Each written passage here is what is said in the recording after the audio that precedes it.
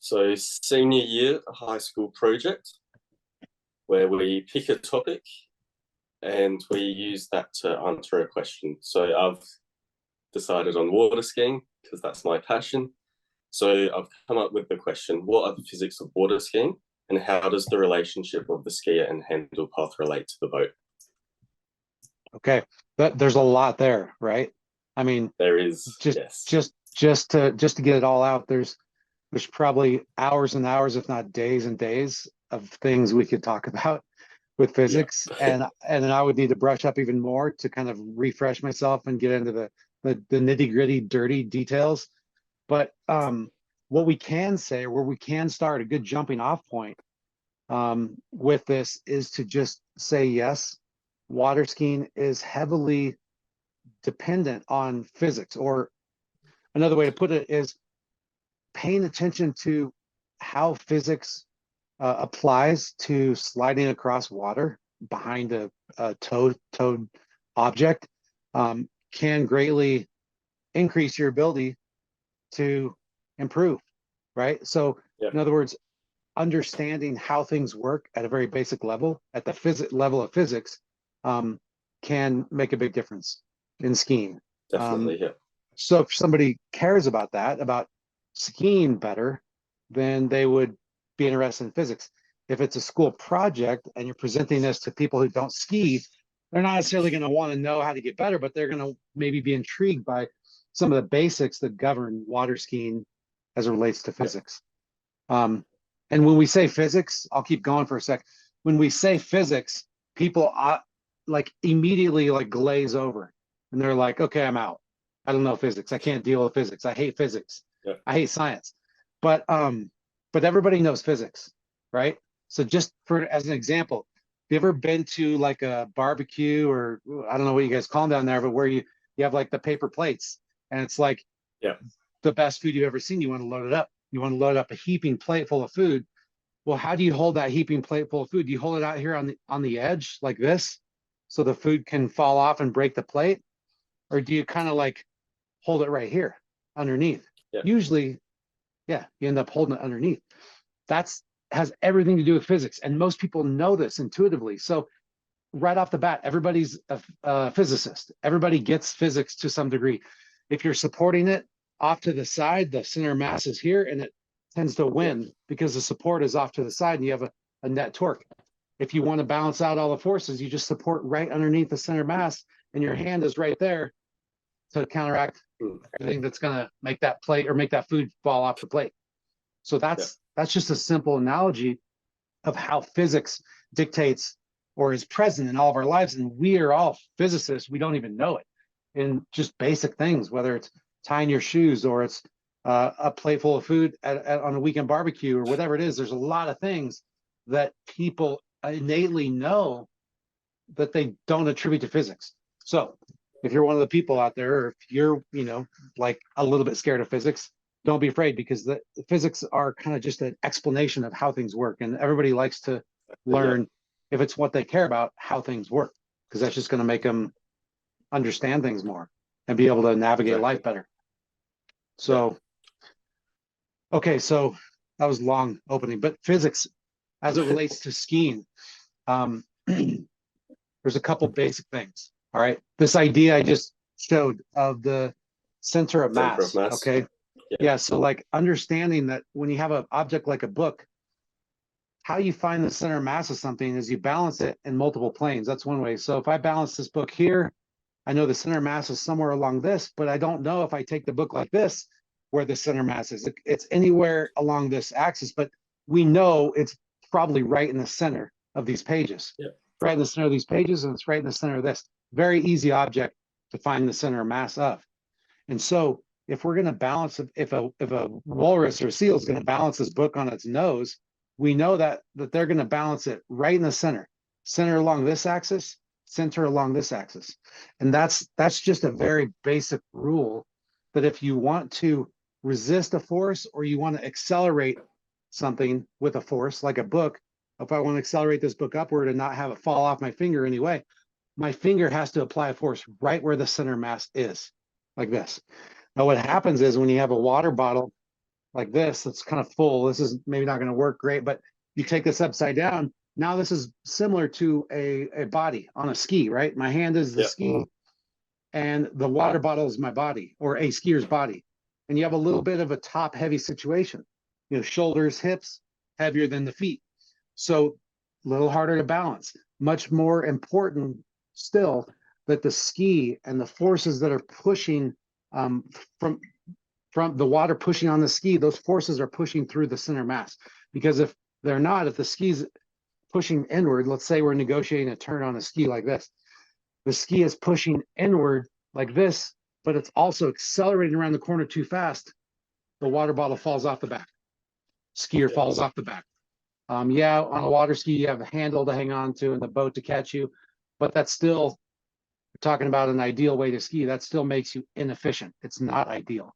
And so this very simple idea of center mass is critical in just simply understanding how objects move through space and how best you can accelerate them and change their directions through space efficiently.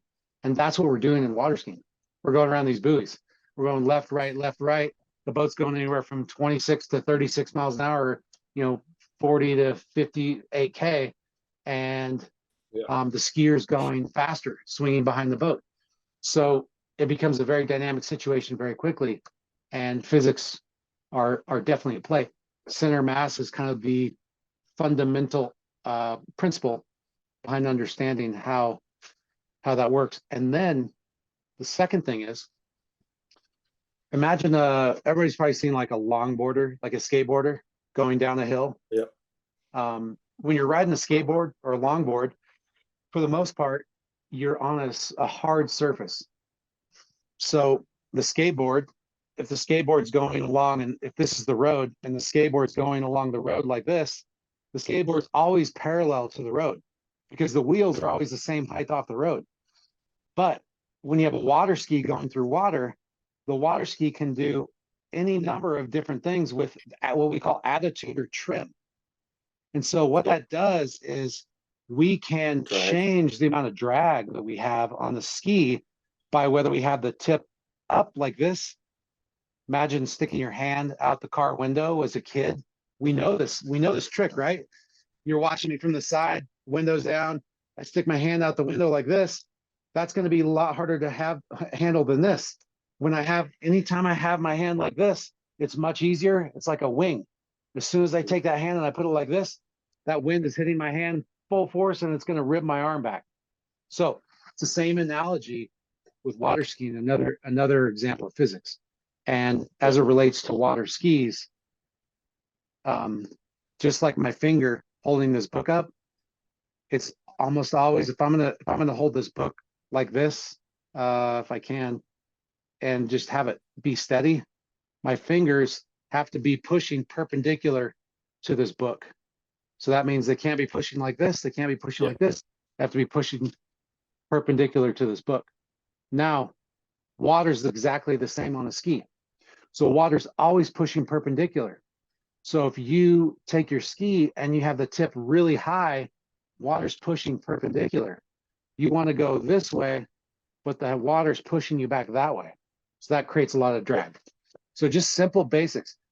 Center mass, understanding also that water can only act perpendicular to a lifting surface dictates a lot of things of water skiing. So that was a lot, a crash course to the basics. Where do you want to go from here?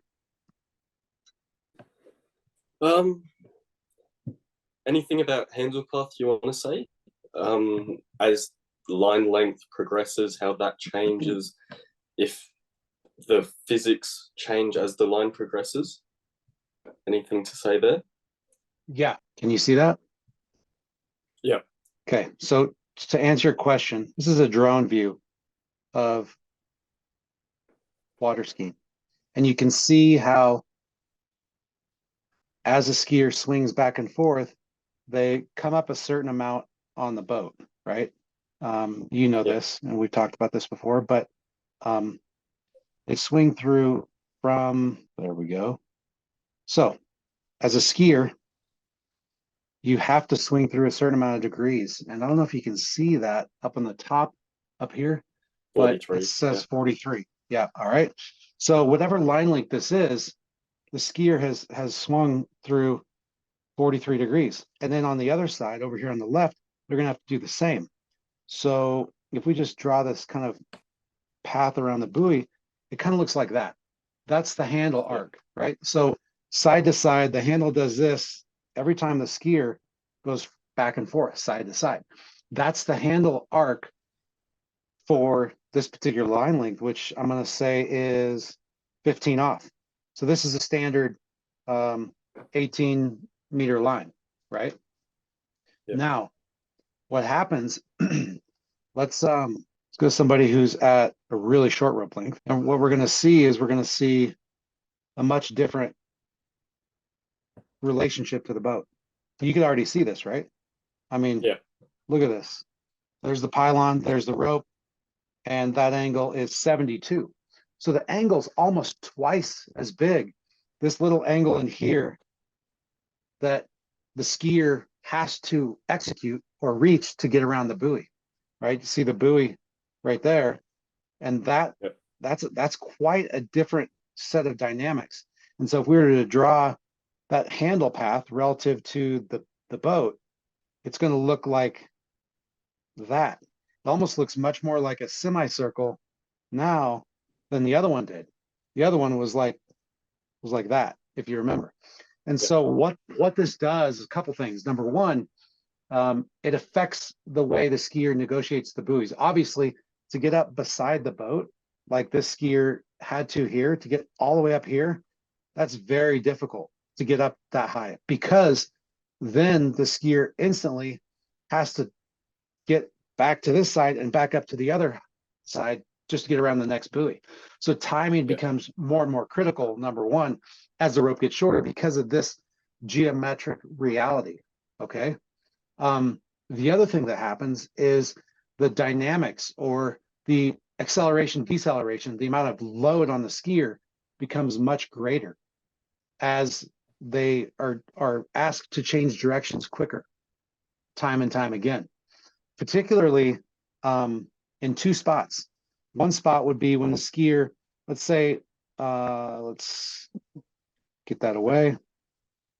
So right here, this zone is quite high as far as the load, and the load's coming from the two places. Number one, the boat. So that's the rope force pulling the skier, trying to pull the skier kind of around that arc like this, okay? So that's the one force. The other force is the water through their feet right here. And when those two forces are really high, that's when the most compression is on the body, right? And that's when, sorry about that. And that's when it becomes very, very hard for the skier to control what's going to happen. So that's one of the biggest differences between what we saw previously, overhead view with the skier at 18 meters, and this overhead view with the skier at 10.25 meters. You know, we're talking about 8 meters less of rope, and the dynamics change completely. The other place where this becomes really difficult to negotiate is right here. And this is where there's a lot happening.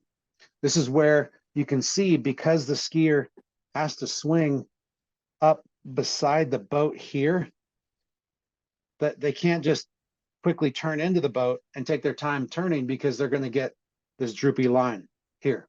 That's slack. That slack is a killer.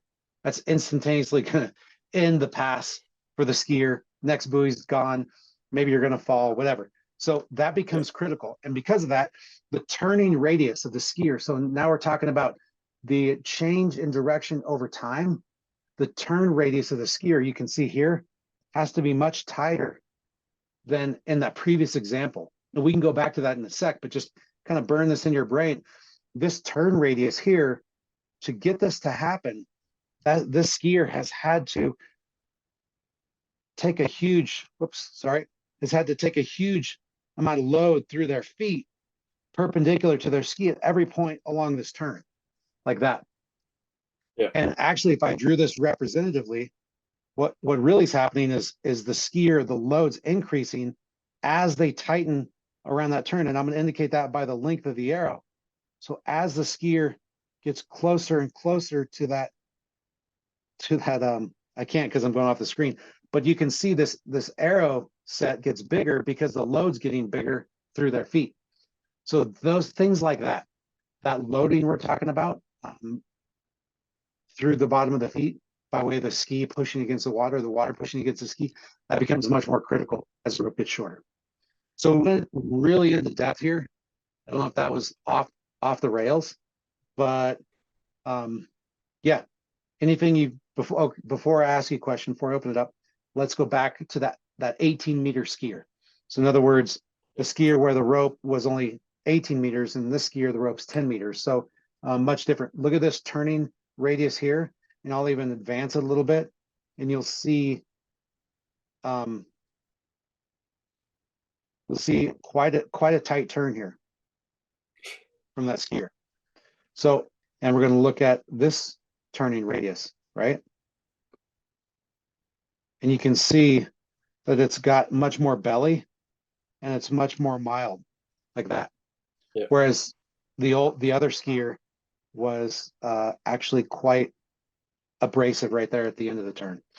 So anytime you're driving in your car, riding a bike, skateboarding, wakeboarding, surfing, and you want to turn sharper, there's going to be more load. There has to be.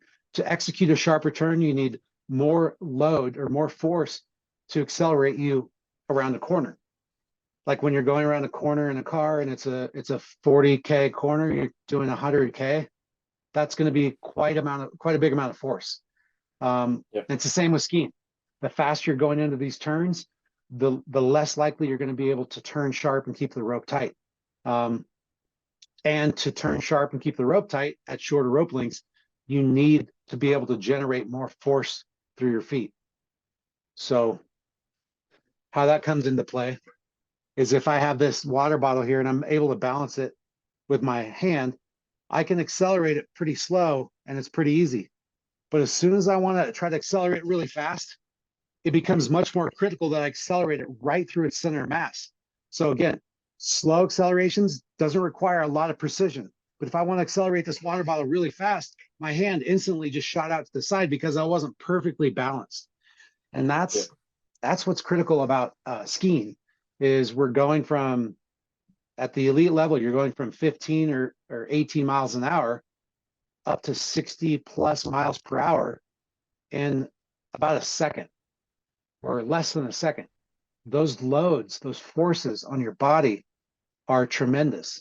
So as it relates to physics, to kind of put a bow tie on this and then get back to you asking me questions, I don't know of any other sport, hardly any other sport, where it's just you and your body and one tool, a non-mechanized ski under your feet, and you endure these forces that are endured in water skiing. It's actually quite insane what happens. And I've got friends in motocross, supercross, downhill snow skiers, car racers, and they all say some of them are very proficient at water skiing, and they say there's nothing else like water skiing as far as they can tell. And what they're specifically talking about actually is this zone right here. They're not talking about pulling behind the boat. They're not talking about going into the next buoy. They're literally talking about these green and red curves, because those curves mean acceleration. They mean G-force. Yeah. And that's what we love to feel as humans. We love to feel that change in direction, and we love to feel the acceleration. So that's what water skiing actually has a lot of, which is pretty cool. Man, I just talked a lot. What do you got? What did I not cover so far? What do we got? Do you want to talk about average speed for a bit? When I had some coaching from Nick Adams, he was all about, gate speed. So how you want to be at 58 Ks or higher. So then you're same speed as the boat. So then when you turn in, you're not getting hit by zero off. Yep. So how important is that going through the course at maintaining that, or trying to maintain that average speed? Yes, that's tricky because there are some kind of caveats to that. Number one, when we're talking about this kind of last screen we showed where the skier was at 15 off or 18 meters, um, it's much less critical than at 38 off or your 11 meters. But um, there I've seen some math recently, and I've had a lot of time to think about this over the years. And my kind of contention is, and this is probably in line with what Nick Adams was talking about, but my contention is that you want to try to ski what I would call a middle path. And just so I can make an analogy again, I'll screen share so we can actually talk Yeah. about this real quick. So to your point about trying to ski an average speed, I think one simple way to approach this is this idea of skiing the middle path. And what I mean by skiing the middle path is, let's say there's three options here, just three options as far as the path the skier can take through the course. One option is to ski a very late line like this and a very late line into the next buoy. The other option is to ski a very early line like this and have more space into the buoy like that. Okay. But there's a third option, and that third option is what I call the middle path. And that middle path is the line that's pretty much right in between both the red, the late line, and the green, the earliest line possible for that skier. Yep. So let's set the record straight. What I'm talking about is how, for the given skill set of that skier, how early can they ski? That's represented by the green line. How late can they ski and still run the pass? That's represented by the red line. What I'm saying is somewhere in the middle is ideal. And that would be kind of along the lines, another way to say it would be to try to maintain some sort of kind of average speed or not have a huge amount of speed swing, not decelerating at the buoy a lot, trying to grab a lot of angle, not getting shot out of a canyon, and then having to deal with that speed on the other side. Trying to kind of ski the middle path. And the reason from a physics standpoint that I think skiing the middle path is kind of a great analogy or a great target conceptually to try to hit is because it matches, it's a perfect match of having enough force to create enough load on your body to create an early enough line, but not too much load that you can create a situation where you might make a big mistake. So we're trying to maximize our angle. We're trying to maximize our angle or our speed into center line, but we're trying to do it with a minimum amount of effort. So we're not opening ourselves up by the time we get to this point as we shoot outbound for mistakes to happen. So that's kind of the behind the curtain why I would say that average speed is kind of a good way to think about it. However, what's tricky is, and I've seen math on this a long time ago, and it makes sense to me, but as a 15 off skier, you actually end up having, so this skier right here at 15 off actually ends up having a higher average speed through the course than a 41 off skier, which doesn't sound right, but for the most part, that seems to be the case. And I could totally have this wrong, but basically what it amounts to is the 15 off skier can ski a longer path, right? So in other words, the 15 off skier can ski this longer path into the buoy, longer path into the next buoy and have more time. Whereas a 41 off skier is coming more straight at the buoy here, makes a turn, it's kind of this number, and is more straight at the buoy there. So you can see the red line is usually through all 6 buoys is going to be shorter. And if the boat's going the same speed and the skier's traveling a shorter distance in that same amount of time, 16.08 seconds for 58K, then the red line is going to be shorter than the blue line for the same amount of time. That means that red skier on the red path at 41 off is going to be going slower on average than the blue skier at 15 off, which sounds crazy. But then if you think about it, you yourself, Alex, know this. At 15 to 22 off, it's not easy either, especially 58K. It's hard. You Yeah. ride high in the water, your average speed does feel high now that you think about it, and it's hard to get the ski to grab angle. It's hard to get moving across the wakes. The dynamics, because you're back on the boat and the way you're swinging around the pylon, or the boat rather, is kind of like back here, it's hard to get that momentum going. Whereas that 41 off skier is doing more of that. So totally different dynamics around the pylon. I got lost in what we were talking about. What do you want to talk about next? Let's see. Or do you have any questions so far? No, you've been explaining it quite well. Okay. Yeah, got a lot here. Vectors in water skiing. Yeah. How does that relate? So I get how you can, draw vectors. You have the velocity, Yep. centrifugal forces and all that. Yep. But what does that mean to some degree? So I think you touched on it with the drag being perpendicular to the ski. Yeah. Okay. Let's see if I can find let's see if I can find this video. This one might not load because it's like higher quality video. It's kind of hard to see here, but we're going to stop this right at the moment that, so this is Allie Nicholson, one of the best water skiers in the world. And like I said before, if we're going to figure out what force is acting on her ski right here, well, number one, we can see there's not much ski in the water, right? She's in a she's on an outbound swing. So for people who don't know skiing, you can see that she just negotiated this turn previously, and now she's cutting across the wakes and she's approaching the next turn.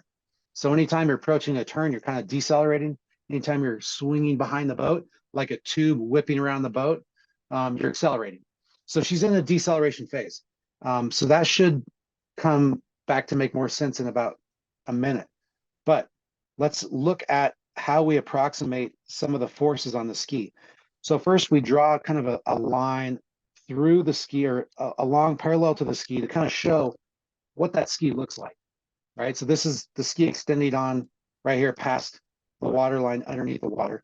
And then we know the water, if we can just kind of disregard drag or friction, drag due to frictional forces, then we can just say water acts perpendicular to the ski. So what that means is the water acts perpendicular to the ski like this. That means there's a right angle. If I do this, bring that here, that means that's 90 degrees if we take the angle between the bottom of the ski and the direction that the water acts on it. Okay, so let's back up though. Because the water, what we want to do with force vectors is we want to put them where they're acting. So a vector has both a direction and a magnitude, as you know. So here, this red arrow has a magnitude and a direction, but the location of it's wrong. So the problem with that is, if we back up here, we want to put it where the water is actually acting, because that red arrow is an indication of where the water is acting on the ski. Well, we know that most of the ski is out of the water. This whole part of the ski is out of the water, you can see. So what we have to do is we have to say, okay, extend the ski back under the water, and we'll take that red arrow now, and we're going to kind of center on where the water's breaking on her back front toe to where the back of the ski is. And we're going to say the water's probably acting somewhere about right there. When we zoom out, that's the only lifting force that's acting on Allie to keep her from sinking into the lake. That red arrow, okay? What we do know is her feet are in front of her, right? So her center mass is usually about right there, and her feet, her connection point, is quite a bit in front of that center mass. So we know she's in a deceleration phase, okay? The other thing we can say is, as it relates to vectors, is let's imagine she was way off the back. Let's say she felt like she was going to fall off the back of the ski. What you would probably see is her ski more like this, much more tip up, tail down. Remember sticking your hand out the car window? The more you do this, the more it creates lift or it creates drag, both. And so if she was really in trouble, we would see a more tip up, tail down attitude. If somebody's about ready to fall out the back on a ski, they dig the tail in. Why? Because this force vector instantly has to go perpendicular to the ski again, and it's much more away from the direction that she's traveling. So it's essentially trying to slow her feet down to bring them back underneath her. Do you want to get into components of this force vector real quick? Yep. Just first though, so when you drew that force vector on Ali, center of mass was right over that force vector. So is that always the case? Wherever the center of mass is? No. So here's what happens is, let's imagine that her ski has shot in front of her and her center of mass is here, okay? And actually, I'm going to draw this force vector even a little bit more appropriately. So this force is probably acting, let's pretend it's there. Her feet have shot way in front of her. There's her mass. That force vector, if we extend that out here in the space, let me have a do I have a steadier hand? Sorry about that. Man, I should get my pencil out. If we extend that force vector out in space, you can see that it's nowhere near the center mass, right? Yeah. So what does that indicate? That indicates that she's not either A, she's not at equilibrium. That means that her feet, there's a net torque on her in this direction. Does that make sense? Because if you're acting with this red arrow and it's acting not through center mass like you asked, if that yellow circle is her center mass, there's a net torque on her body. Okay. If we just looked at the water, well, what other forces are on her body right now? The rope. The rope. Load from the rope. Yeah, load from the rope. So then if we designate this by a different arrow, we say that there's this much load on the rope, okay? Then we have an interesting math problem here, because then what we have to do is we have to say, okay, the way to figure out if there's a net torque on our body in this snapshot is to say we take this size of arrow, that red arrow, and we multiply it by this distance right here. Okay. Does that make sense? Let's go inches. Done. Feet. Done. Cancel. Okay. 45 pixels. So we take that arrow and multiply it by that distance, because that's the lever arm, if you will. And then we compare that to this magnitude of arrow, which is bigger in this drawing, right?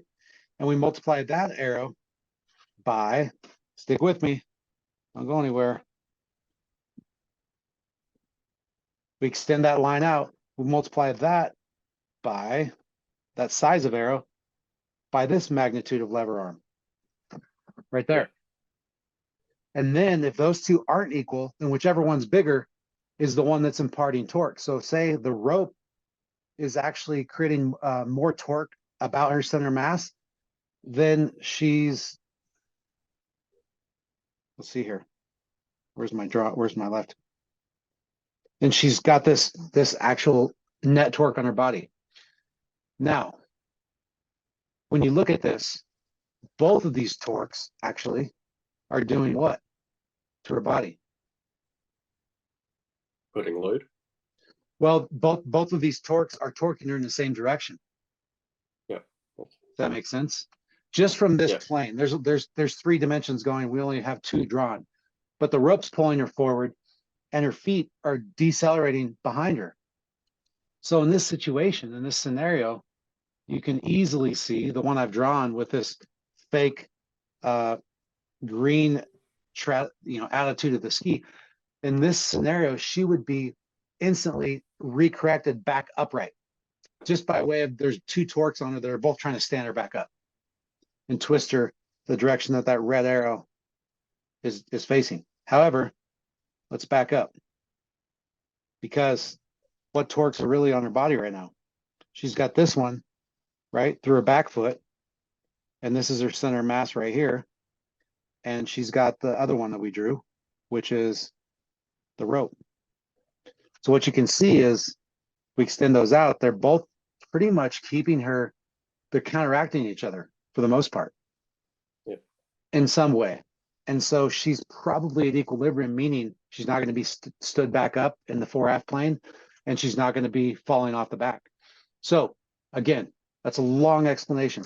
But to go back to vectors, one of the key ways that vectors matter in skiing is not only with force application and being able to say, okay, what forces are on her body, when are they on her body, how much are on her body, but also in doing the free body diagram to see what torques are on the body. Now this is in the let's say the x-axis or y-axis, but if we go to the z-axis, we can see there's a whole nother set of free body diagrams that you need to be able to draw or need to be able to at least assess. And again, as we've drawn this, you can see the skier instantly change directions quite quick. And the cool thing about that is to have the ski path change so quickly and abruptly like that. Let me use a different color. We'll do red. To have the ski path do that quickly and have this radius tighten up so quickly, there had to be more and more force as that skier rounded the corner. And that's evidenced by the length of arrows that I'm able to draw. And you can see as they get further and further around the corner, those force vectors of the force through the ski or through the feet due to the hydraulic lift created by the ski creates more and more force. And this is because the direction of the skier, the direction the skier is trying to go versus the direction the water's traveling, suddenly the skier is trying to go a completely different direction than the direction the water's flowing, if that makes sense. So as it relates to force vectors, we have water in this analogy, we have water just flowing like this down the lake underneath the skier's ski. And as long as the skier is trying to go with the water, no big deal. But as soon as the skier tries to go against the water, that's when those forces get much greater than they were when they were just traveling along the side. When the skier is going the direction that the water's traveling, much less load than when the skier is trying to oppose the direction of water travel. And then when the skier does get that load, then that creates the acceleration needed to swing back. Yes. We're getting into the weeds, but yes. So there's two things that accelerate the skier. And I guess this analogy is, or this example is great to see because we can show them both. So one of the two means of acceleration, it's just like somebody swinging on a swing set. So imagine you're looking at the swing set and somebody's going back and forth like this, up and down like this on a swing set, right? In that case, the thing that's acting on them is always gravity. So it's gravity pulling down on that person on the swing set every place on that part of the swing, okay? So that gravity itself is what accelerates somebody on a swing set to center line here. But in skiing, it's quite complex in some ways because the skier can dictate how much gravity they feel from the boat by how much drag or load they create, like you said. So if the skier creates more load in the rope, then irregardless of what kind of drag they're going to create, they're going to feel more acceleration to center line. They're going to feel more acceleration to center line here. All right. So that's one way that we get pulled to center line is by that force through the rope. And if you create more load, then theoretically you can create more force through the rope and more swing to center line. Here's the problem with that. To create load, you can create too much load so that you have so much drag on the ski right here, let's say.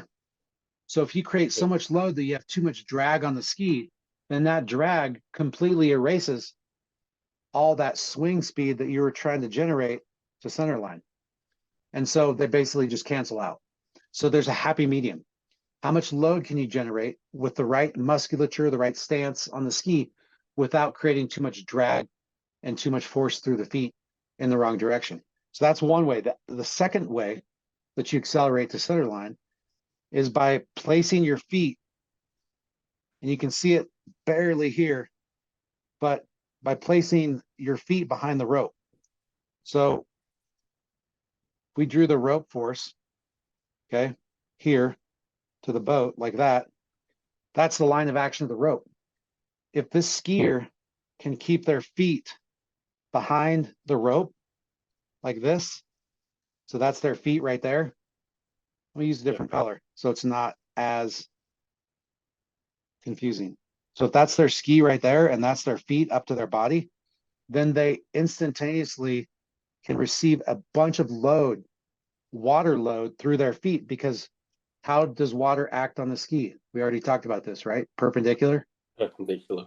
Yeah. So if you can keep your feet behind the rope, your ski actually is set up so that this perpendicular load through your feet is accelerating you inward. There is an incredibly cool inward component to that load through the feet like that. And that is the second component that accelerates the skier to center line. Those two things are the driving forces for water skiing. And back to the basics, right? The book or the bottle, how you support the bottle, how you support your body with the ski has everything to do with the outcome and all these forces and all this crazy crap. So what that means is the better you can understand this as a skier, right? The physics, the basics of it, and the better you can execute it just by getting your body in the right positions and the right shapes, then it's like carrying your plate full of barbecue and buns. It just takes care of itself. You just arrive at the table and you can eat your food. It didn't fall on the floor. Same thing with skiing. Yeah. If you just set yourself up right, you can arrive at the next buoy with time to turn, which is the name of the game in water skiing. And it's all tied to physics. But let's have one little comment about performance. And this goes true not just for skiing, but for everything. So we've just talked a lot about physics and the nuts and bolts and how things work as a water skier, but something that's super critical as a human, because humans aren't computers. We are not computers. You can't just shove software into our brains and then expect us to go do awesome things. Our performance is based on our ability to just eliminate all the crap in our heads and just go and be athletic, be an athlete, react in the moment. And so what's crazy about water skiing is the physics are uber important. They're just super important, but all this stuff can't be thought about. None of it can be thought about really when you're on the water, because everything's happening so fast. If we play this real time, this isn't real time, this is half speed. But if we play this at half speed or 2.5 times speed, actually, you really see that things happen very fast. So you don't have time to think about physics. The physics thinking is done off the water, and then you go and execute, and then you iterate and you try to figure out, was that the right way to think about it? Yes, no, maybe so. But anyway, I want to make sure I got that out there. Not that most people matter who are going to be listening to this, but you don't want to get caught in the weeds. You want to be able to have two brains, one brain to think about the concepts and the crazy stuff and how it might work, and the other brain to just go be a skier and have fun. And that's true of anything in life, whether it's skiing or it's knitting. I don't know. What do you knit? Do people knit in Australia? People knit in America. They make scarves, sweaters. Exactly. I don't know how physics applies to that, but sure it does. Physics is how things work. So it is. It is. Gotta be. Well, what else you got, dude? Not really relating to physics as much, but do you think ZeroOFF settings change or physics of skiing through the course? A little bit, but for 99.9% of skiers, it's a non-issue. Yeah. in my opinion. Yeah. And there's even a lot of talk about, so ZeroOFF is the GPS based speed control system. That means it's cruise control for boats, but it's dictated by GPS.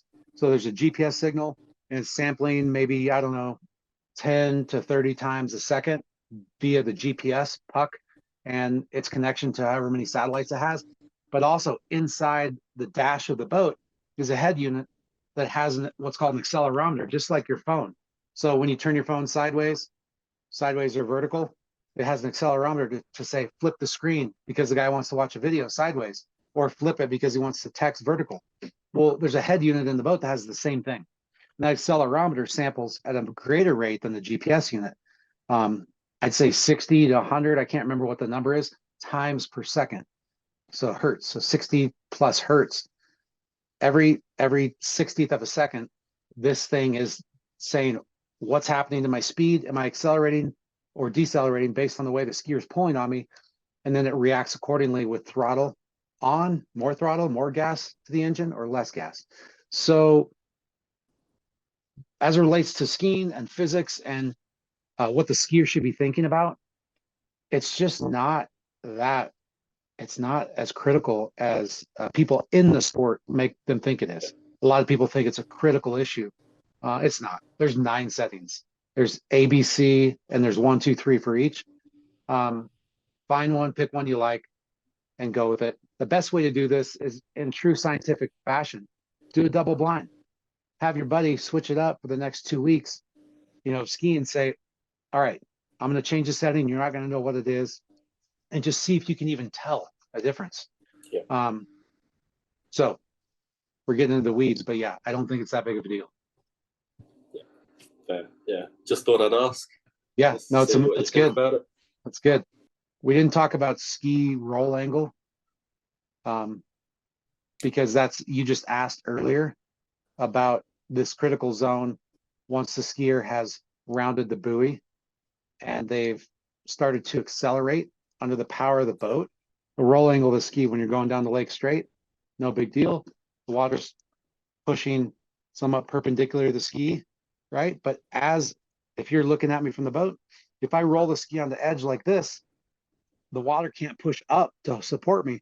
The water has to push like this. So what that does is that makes the ski want to slide into the water deeper until it finds an equilibrium. And oftentimes what happens is if we have too much roll angle on a ski, and the place that this would be, I'd be talking about would be finish of the turn, after that big tight turn we showed where the force vectors get increasingly bigger and bigger and bigger around the corner. And suddenly you've slid into the water, your ski slid deep into the water because you got on a high roll angle, and the boat suddenly picks you up, ZeroOFF picks you up. That's a situation where you have a lot of load because you got a lot of load through your feet because this force vector is trying to hold you up. It's not only trying to push you this way, but it's also trying to keep the ski from sliding all the way into the water. And you've got a lot of load from the boat. So again, it has a lot, force vectors are everything in skiing because understanding them intuitively, just like understanding how to carry your plate at a barbecue, is all the difference in what your outcomes are in the water. So again, everybody's a physicist. Water skiing's fun. You should try it if you haven't ever skied before. And this is a cool project, by the way. So I'm stoked that you asked me all these questions, dude. I'm so glad I could talk to you like this. You know, Yeah. I grew up watching you skiing, so just to dude, talk to you is just amazing. This is what it's all about. And the fact that you're taking a passion and you're mixing it with this learning endeavor called school that we all do, that's pretty cool. So I think you should keep that going. What other questions do you have? Do you have any more? Because not really. Is there anything that you want to add or say? Yeah, I mean, you know, water skiing is a fun sport. Water skiing is a great way to spend some time with friends or family. And I think you can learn a lot from skiing too. So you're the extreme case where you're like, I'm going to take physics, free body diagrams, force vectors, center of mass. I'm going to try to like apply that to something I love. and dig into it a little bit. And I think that's great. Yeah. But also, it's just water skiing is just great. The problem has been, historically speaking, over the last 20 or 30 years, well before the lifetime of many of your friends, was water skiing became an elitist sport to where it was like quite expensive to just even go do it. And so for me, that kind of bums me out a little bit, just a broad picture as far as like water skiing and participation worldwide, because like I went to University Worlds in China, and I went to the World Cups in Russia. Like, these are places that people were trying to get into water skiing. These are developing countries. And it's sad for me to say that the sport, it's pricing people out. But there are ways, just like there are ways you don't have to buy a brand new car. You can buy a 15-year-old car and it's way cheaper. Same with boats, same with ski gear. And if you do find a way to team up with a few buddies and buy an old 30-year-old boat for 6,000-7,000 and get into it, 3 or 4 buddies pitch in and have some old ski equipment, it's like there's no other experience like it. So there's nothing else you can really say. Words suck. You have to actually go learn how to ski if you don't know how. And if you do know how, you need to just go do it more, because the better you get at it, the more fun it is, which there's no feeling like it. Water skiing's unique. Definitely. It's given me a lot. It's taught me a lot. It's taken my passions, applied engineering that I did in school to my sport. I've learned how to do this stuff. I've learned my filmmaking. I've got all this stuff because of water skiing, in one way or another. So yeah, it's given me a lot. Basically, it's a passion of mine. It's a passion of yours. Anybody listening to this, if water skiing is not their passion, it doesn't matter. Whatever is your passion, get into it. Uncover it, turn over some stones, figure out what makes you excited about it, and go that direction. With you, it was physics and water skiing. So I'm stoked we got to sit here and talk about it for a while. Same. Thanks, buddy, for taking the time. Oh, This is great getting to talk to you. Yeah. Hey, MOOMBA's coming up. Yeah. Do you know of any syndicate team people like coming over for that? Yeah, Hazelwood. Rob's coming. Hazelwood? Yeah, he's in Chile right now training. He has been all winter or all summer down there. But he's heading over in a week or so, maybe. I don't know. So Hazelwood's coming. He's a full point method guy. And I mean, I can't think of anybody else who might be going. I don't think Allie or Jamie's not going. I don't think Will and John are going. Probably some of the Aussies though. Probably, obviously Nick. Yeah, definitely. Yeah. Maybe. I don't know who else would be going. Christie. Maybe Jack. Yeah, I haven't seen Jack in a while. Yeah. Yeah. Are you gonna go? Yeah. Got it booked in. Yep. Can't wait. Have you been before? When I was very young. Yeah. So yeah. Don't really remember it too much, but it's my favorite event of all time. Yep. Yeah, definitely. Well, have fun down there. It's going to be a good event. It's going to be fun to watch. Yeah, cheers. Yeah. Yep. Well, yeah, dude. Thanks again for having me on. Appreciate this. All good. Thank you.